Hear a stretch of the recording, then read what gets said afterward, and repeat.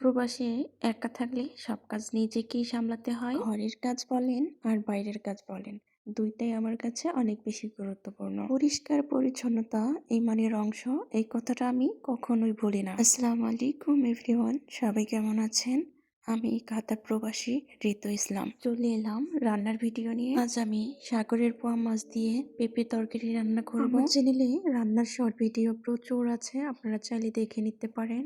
Long video আসলে ওইভাবে দেওয়া হয় না, এখন থেকে লং ভিডিও দেখতে পাবেন। আমি চেষ্টা করব লং ভিডিও দেওয়ার। আমি এক চুলায় মাছগুলোকে ভেজে নিচ্ছি, আরেক চুলায় পেঁপে কষিয়ে নিচ্ছি। মাছগুলোকে আমি হালকা লাল করে ভেজে নিব, বেশি কড়া করব না। মাছ আমার ফ্রাই করা শেষ, এখন আমি চুলাটাকে পরিষ্কার করে নিব। রান্না করার সময় যেহেতু তেল ছিটকায়, রান্না করতে আসলে হ্যাঁ তেল ছিটকাবেই, নোংরা হবেই স্বাভাবিক, কিন্তু আমি চেষ্টা করি রান্নার চুলার উপর থাকতেই পরিষ্কার করে ফেলার।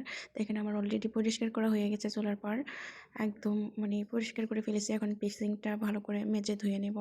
পরিষ্কার পরিচ্ছন্নতা হচ্ছে ইমানের অংশ। নিজের বাসাটা পরিষ্কার না থাকলে যেন শান্তিই লাগে না। এদিকে রান্না কমপ্লিট হতে থাকুক, আমি রুমটা যেহেতু একটু এলোমেলো আছে গুছিয়ে নিব এর ফাঁকে। আমি সব সময় ঝটপট কাজ শেষ করার চেষ্টা করি, কারণ বাহিরে কাজ করে আসার পর ঘরের কাজগুলো তেমন ভালো লাগে না, আর এলোমেলো থাকলেও নিজের কাছে ভালো লাগবে না। কাজ করে বাসায় ঢোকার পর ঘরটাই মনে হয় আসল শান্তি। তাই নিজের রুমটাকে গুছিয়ে রাখা, পরিষ্কার পরিচ্ছন্নতা রাখা, এটা আমার কাছে খুবই গুরুত্বপূর্ণ বিষয়।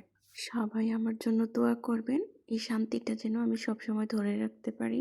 আমি দেশে থাকি আর প্রবাসে থাকি, গুছিয়ে আর পরিষ্কারভাবে চলাটি যেন আমার আসল সৌন্দর্য।